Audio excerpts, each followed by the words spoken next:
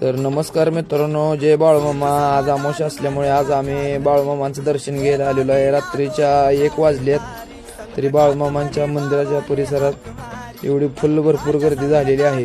तर एवढी गर्दी बघून वाटत नाही रात्रीच्या 1 वाजले त्या.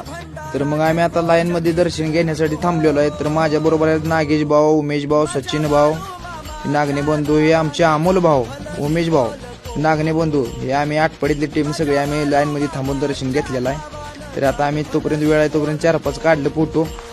बाळूमामांचा महिमा सगळ्या जगात पसरलेला आहे. तर बाळूमामांचं दर्शन घेण्यासाठी अमावस्या पौर्णिमा रात्री दिवसा भरपूर भाविक येतात. बाळूमामाच्या नावानं, बाळूमामाच्या नावानं. तर बाळूमामांचं दर्शन घेऊन मन प्रसन्न झाले. जय बाळूमामा मित्रांनो.